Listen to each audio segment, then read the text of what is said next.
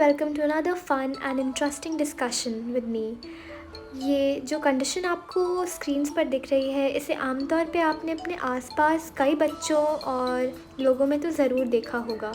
तो इस कंडीशन को मेडिकल भाषा में स्क्विंट या स्ट्रैबिस्मस का नाम दिया गया है और हिंदी में आमतौर पर सब इसे भेंगापन भी बोलते हैं।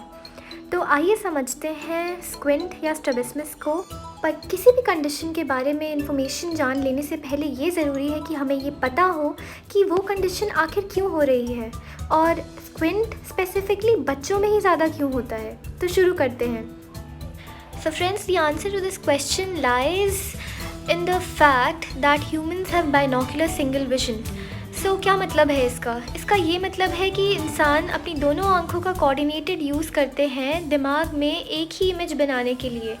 यूँ तो दोनों आँखों पे अलग अलग इमेज बन रही है रेटिना पे या आँख के पर्दे पे, पर दिमाग तक एक ही इमेज पहुँच रही है।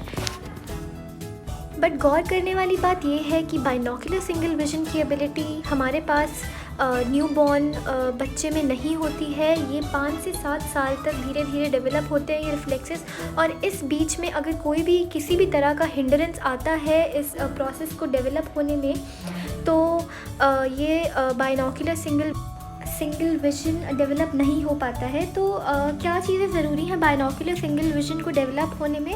एक है कि बच्चे की नज़र बिल्कुल ठीक होनी चाहिए, सेंसरी मैकेनिज़्म सारे ठीक होने चाहिए आँख के। जैसे कि किसी तरह की कॉन्जेनाइटल प्रॉब्लम रुबेला है बच्चे को अगर, तो उसको आँख की दिक्कत हो सकती है। कैटरैक्ट, कॉन्जेनाइटल कैटरैक्ट की वजह से उसको रोशनी ही नहीं आ रही है आँख में, तो वो इमेज को कैसे आगे प्रोसेस कर पाएगा। या सेकंड बात रहती है कि बच्चे में पैदाइशी उसके जो मसल्स हैं जो आँख की मूवमेंट कराते हैं हर एक डायरेक्शन में, वो बच्चे के कमज़ोर हैं। या तो एक तीसरा मैकेनिज़्म भी रह सकता है कि बच्चे के सेंट्रल मैकेनिज़म्स, या तो जो बच्चे के जो पाथवे हैं ब्रेन से और जो आँख को कनेक्ट करते हैं, वो ढंग से बन नहीं पाए हैं। एक सबसे बड़ा कारण है रिफ्रैक्टिव एरर, जो कि बच्चों में अक्सर पाया जाता है कि बच्चे को बहुत ही ज़्यादा पास की नज़र कमज़ोर है,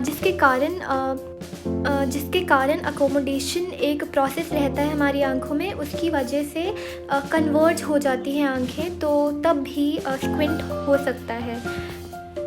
तो क्यों सब में ये कंडीशन बच्चों में पहचानना हमारे लिए एसेंशियल है और early intervention is also very important, because ultimately हमारा दिमाग जो कि बाइनोकुलर सिंगुलर विजन के लिए बना है, वो जब ये काम नहीं हो पा रहा है तो वो अडेप्ट करेगा, वो उस आँख की इन्फॉर्मेशन को सप्रेस कर देगा जो हमारी स्क्विंटिंग आई है, और जिसके कारण बच्चे में क्या होगा कि एम्ब्लायोपिया हो जाएगा, लेज़ी आई, एक आँख से बच्चे को नहीं दिखेगा, बच्चा एक ही आँख से दिखेगा और उसकी यूनिलोक्युलर विजन हो जाएगी। तो जो इंसान नॉर्मली अपनी दोनों आँखों से देख सकता है, जिसका फील्ड ऑफ विजन इतना ज़्यादा है, उस इंसान को अगर एक ही आँख से इन्फॉर्मेशन मिले और एक ही आँख से वो देख पाए, तो उसके लिए कितना ये डिफ़िकल्ट होगा आप सोच सकते हैं। तो इसीलिए हमें जल्द से जल्द जब भी ऐसे लोग दिखें, उनको हमें तुरंत उनके मम्मी पापा को हमें मोटिवेट करना चाहिए ऐसे बच्चों के, कि वो जाएं, डॉक्टर के पास जाएं, एक्सपर्ट्स के पास जाएं और इसका वो इलाज करवाएं, क्योंकि इसका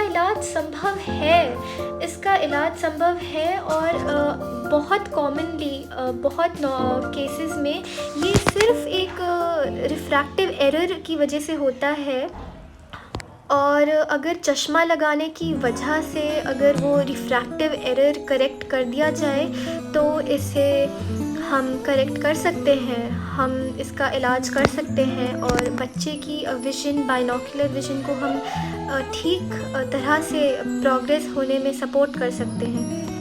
तो नेक्स्ट वीडियो में हम ये जानेंगे कि बच्चों में ये जो भेंगापन है या स्क्विंट है, स्ट्रैबिस्मस है, ये कितने टाइप का हो सकता है, और हम साथ ही साथ ये जानेंगे कि अगर किसी की आंखें बिल्कुल सीधी देख रही हैं या उनकी विजुअल एक्सिस बिल्कुल पैरेलल है, तो क्या इसका ये मतलब है कि उसमें इंसान में स्क्विंट नहीं है? ज़रूर इस बारे में सोचें।